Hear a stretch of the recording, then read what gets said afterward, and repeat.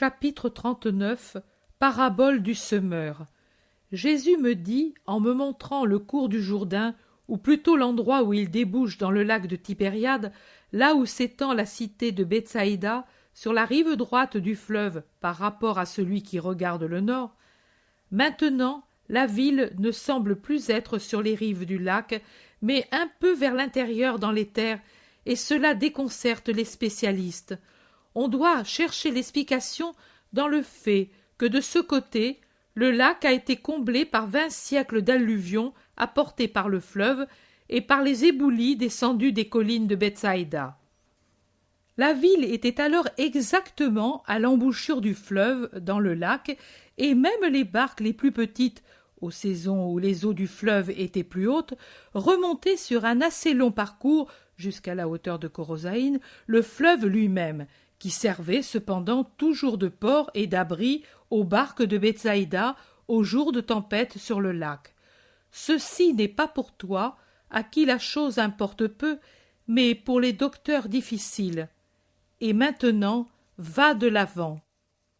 Les barques des apôtres, après avoir parcouru la portion assez courte du lac qui sépare Capharnaüm de Bethsaïda, amarrent dans cette ville, mais d'autres barques les ont suivies, et beaucoup de gens en descendent et s'unissent à ceux venus de Bethsaïda pour saluer le maître qui entre dans la maison de Pierre, où se trouve de nouveau son épouse qui a préféré vivre seule plutôt que d'entendre les plaintes constantes de sa mère envers son mari.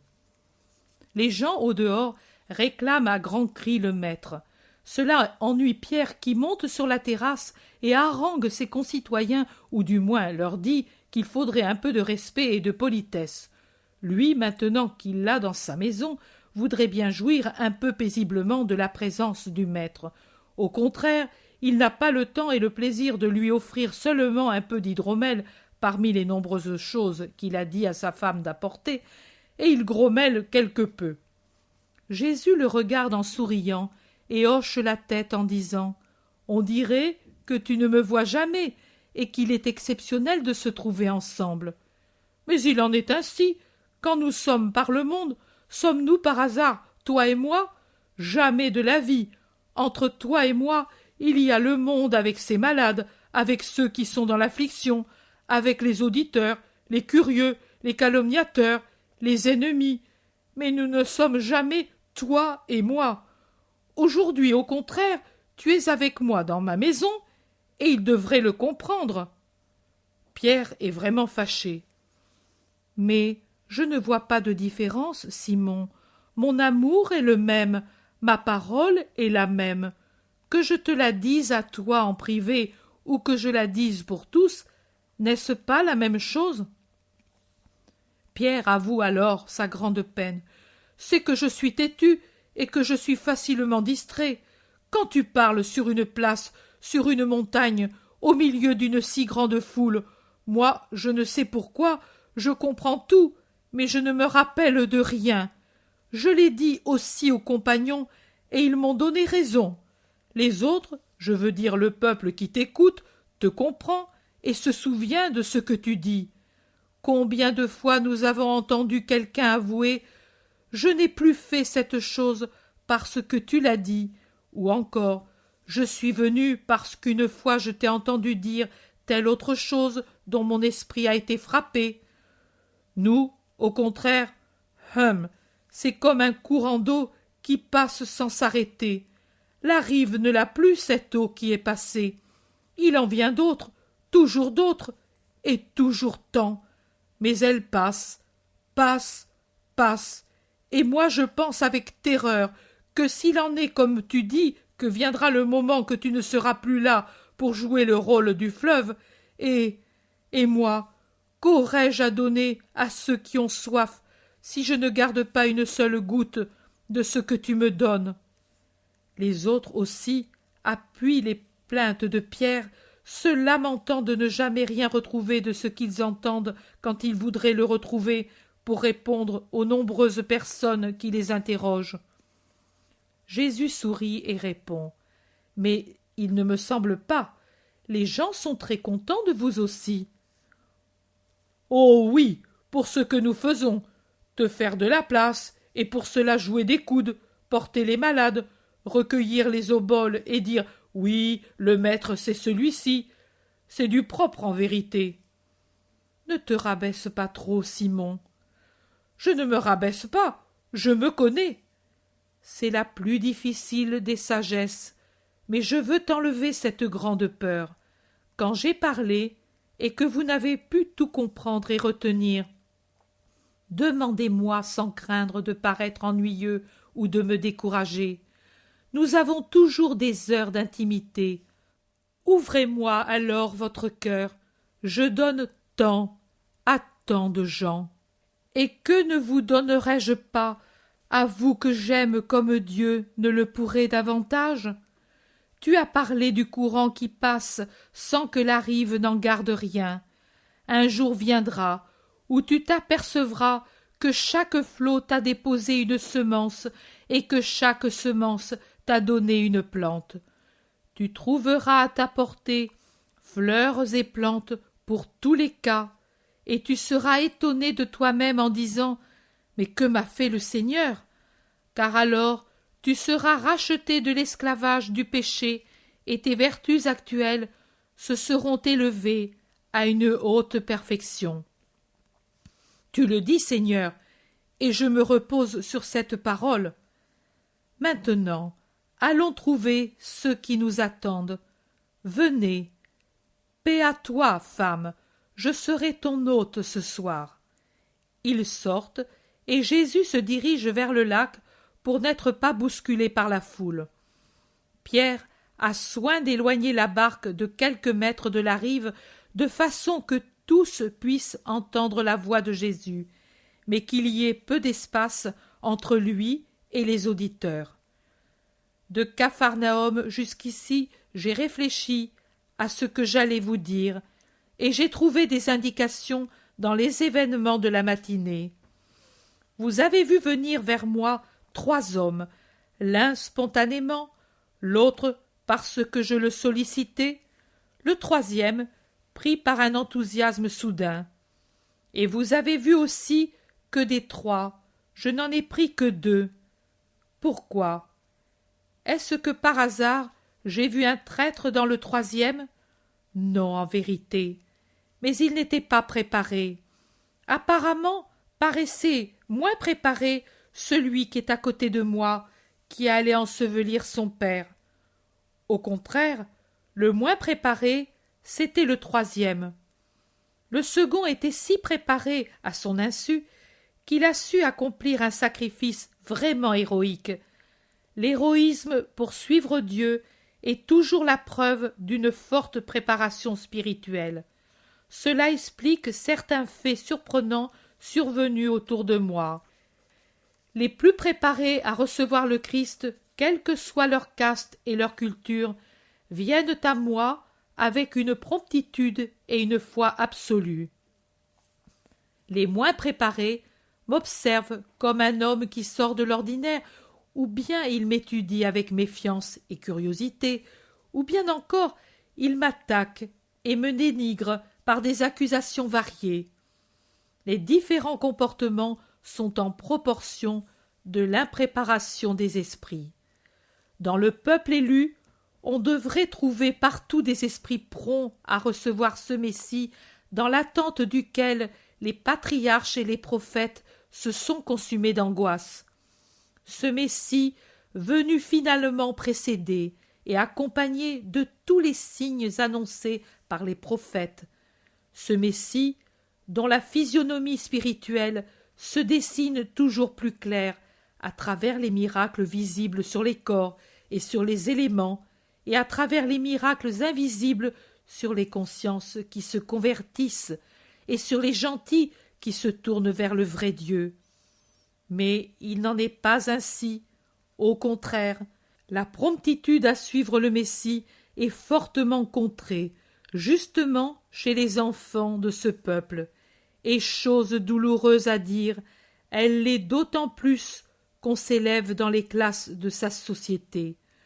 Je ne le dis pas pour vous scandaliser, mais pour vous amener à prier et à réfléchir. Pourquoi cela arrive-t-il? pourquoi les gentils et les pécheurs font plus de chemin sur ma route? Pourquoi eux accueillent ce que je dis et les autres pas? Parce que les enfants d'Israël sont ancrés, ou plutôt sont incrustés comme des huîtres perlières sur le banc où elles sont nées. Parce qu'ils sont saturés, remplis, gonflés de leur sagesse, et ne savent pas faire place à la mienne en rejetant le superflu pour accueillir le nécessaire. Les autres ne subissent pas cet esclavage. Ce sont de pauvres païens ou de pauvres pécheurs qu'aucune ancre ne maintient en place, semblables à des bateaux en dérive. Ce sont des pauvres qui n'ont pas de trésor à eux, mais seulement des fardeaux d'erreur et de péché. Ils s'en défont joyeusement dès qu'ils arrivent à comprendre ce qu'est la bonne nouvelle, et ils en goûtent le miel fortifiant, bien différent de la dégoûtante mixture de leurs péchés. Écoutez, et peut-être vous comprendrez mieux comme peuvent être différents les fruits d'un même travail. Un semeur s'en alla semer. Ses champs étaient nombreux et de différentes valeurs. Certains étaient un héritage de son père, et la négligence y avait laissé proliférer les plantes épineuses. D'autres, c'était lui qui les avait acquis. Il les avait achetés tels quels à un homme négligent et les avait laissés dans cet état. D'autres encore étaient coupés de route, car cet homme aimait le confort et il ne voulait pas faire beaucoup de chemin pour aller d'une pièce à l'autre. Enfin, il y en avait quelques-uns, les plus proches de la maison, auxquels il avait consacré tous ses soins pour avoir une vue agréable devant sa demeure. Ces derniers étaient bien débarrassés des cailloux, des ronces, du chien-dent et d'autres encore. L'homme prit donc son sac de grains de semences, les meilleurs des grains, et il commença l'ensemencement. Le grain tomba dans la bonne terre ameublie, labourée, propre, bien fumée des champs les plus proches de la maison. Il tomba sur les champs coupés de chemins et de sentiers, en y amenant de plus la crasse de poussières arides sur la terre fertile. Une autre partie tomba sur les champs où l'ineptie de l'homme avait laissé proliférer les plantes épineuses. Maintenant, la charrue les avait bousculées. Il semblait qu'elles n'existaient plus, mais elles étaient toujours là, parce que seul le feu, la radicale destruction des mauvaises plantes, les empêche de renaître. Le reste de la semence tomba sur les champs achetés depuis peu et qu'il avait laissés comme ils étaient, sans les défricher en profondeur, sans les débarrasser de toutes les pierres répandues dans le sol qui y faisaient un pavage où les racines tendres ne pouvaient pénétrer. Et puis, après avoir tout emblayé, il revint à la maison et dit « Oh, c'est bien, maintenant je n'ai plus qu'à attendre la récolte. » Et puis, il se délectait parce qu'au fil des jours, il voyait lever épais le grain dans les champs proches de la maison, et cela poussait, oh le soyeux tapis, et puis les épis, oh quelle mer, puis les blés bondissaient et chantaient en battant épis contre épis, un hosanna au soleil. L'homme disait « Tous les autres champs vont être comme ceux-ci. Préparons les faux et les greniers. Que de pain, que d'or !» Et il se délectait. Il coupa le grain des champs les plus proches, et puis passa à ceux hérités de son père, mais laissés sans culture. Et il en resta bouche bée. Le grain avait abondamment poussé, car les champs étaient bons, et la terre, amendée par le père, était grasse et fertile. Mais sa fertilité avait agi aussi sur les plantes épineuses, bousculées, mais toujours vivaces. Elles avaient repoussé et avaient formé un véritable plafond de ramilles hérissées de ronces, au travers duquel le grain n'avait pu sortir qu'avec quelques rares épis. Le reste était mort, presque entièrement étouffé. L'homme se dit « J'ai été négligent à cet endroit, mais ailleurs il n'y avait pas de ronces, cela ira mieux. » Et il passa au champ récemment acquis. Sa stupeur fit croître sa peine. Maigres et maintenant desséchées, les feuilles du blé gisaient comme du foin sec répandu de partout. Du foin sec. Mais comment disait l'homme en gémissant. Et pourtant, ici il n'y a pas d'épines, et pourtant la semence était la même, et pourtant le blé avait poussé épais et beau. On le voit aux feuilles bien formées et nombreuses. Pourquoi alors tout est-il mort sans faire d'épis? Et avec douleur, il se mit à creuser le sol pour voir s'il trouvait des nids de taupes ou autres fléaux, insectes et rongeurs. Non, il n'y en avait pas. Mais que de pierres, un amas de pierrailles. Les champs en étaient littéralement pavés, et le peu de terre qui les recouvrait n'était qu'un trompe-l'œil. Oh, s'il avait creusé le terrain quand c'était le moment! Oh, s'il avait creusé avant d'accepter ces champs et de les acheter comme un bon terrain! Oh, si au moins, après avoir fait l'erreur de les acheter au prix proposé sans s'assurer de leur qualité, il les avait améliorés en se fatiguant. Mais désormais, c'était trop tard, et les regrets étaient inutiles. L'homme se releva humilié, et il se rendit aux champs qu'il avait coupés de petits chemins pour sa commodité. Et il déchira ses vêtements de douleur. Ici, il n'y avait rien, absolument rien. La terre foncée du champ était couverte d'une légère couche de poussière blanche. L'homme tomba sur le sol en gémissant. Mais ici, pourquoi? Ici, il n'y a pas d'épines, ni de pierres, car ce sont nos champs. L'aïeul, le père, moi-même, nous les avons toujours possédés, et pendant des lustres et des lustres, nous les avons rendus fertiles. J'y ai ouvert les chemins, j'ai enlevé de la terre aux champs, mais cela ne peut les avoir rendus stériles à ce point.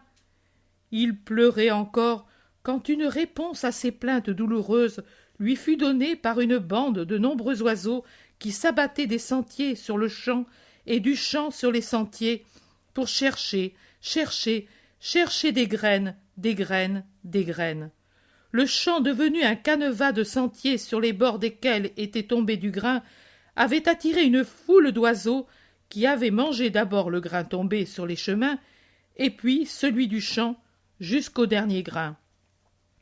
Ainsi, l'ensemencement, le même pour tous les champs, avait donné ici le 100 pour un, ailleurs 60, ailleurs 30, ailleurs rien.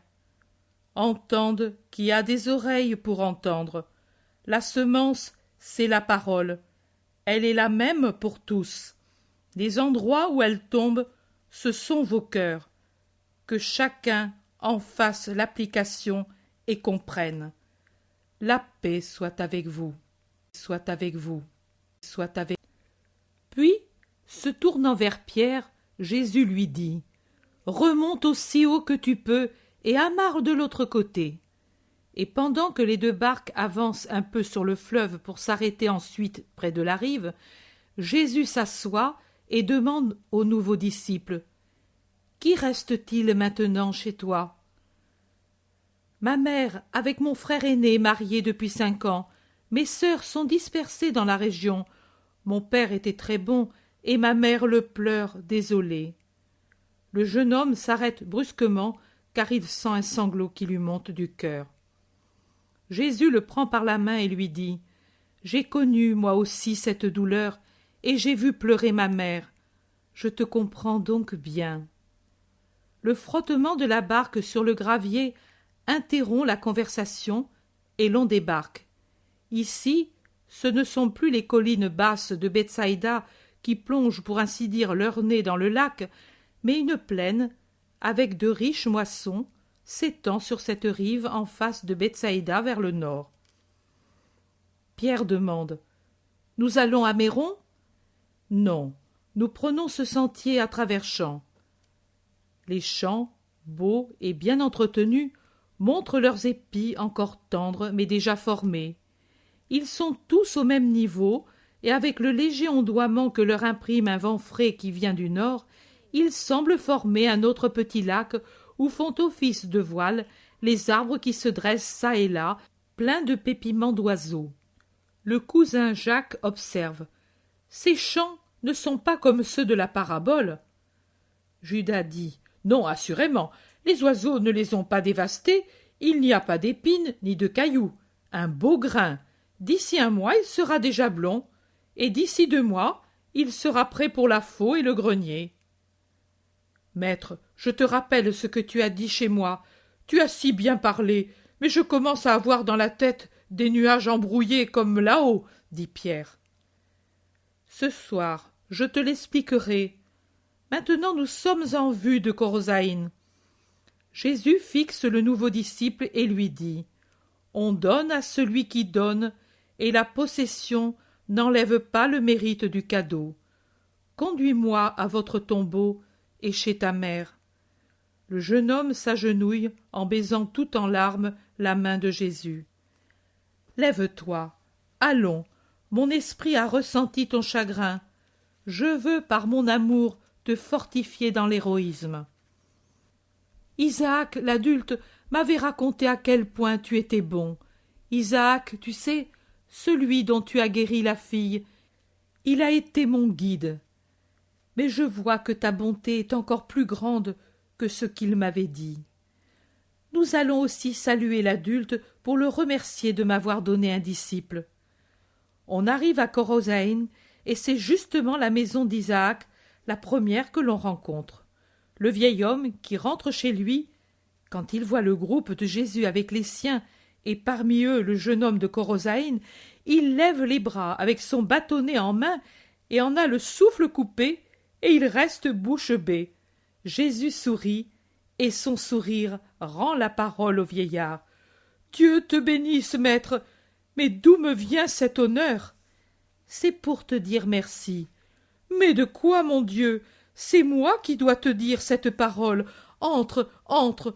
Oh, quelle douleur que ma fille soit au loin pour assister sa belle-mère, car elle est mariée, sais-tu. Toutes les bénédictions depuis que je t'ai rencontrée. Elle guérit, et tout de suite après, ce riche parent revenu de loin, veuf, avec ses petits qui ont besoin d'une mère. Oh, mais je t'ai déjà dit ces choses. Ma tête est vieille, pardonne-moi. Ta tête est sage, et elle oublie aussi de se glorifier du bien qu'elle fait pour son maître.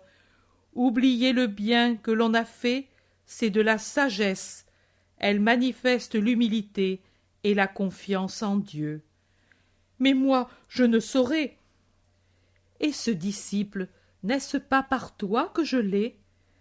Oh, mais je n'ai rien fait, sais-tu.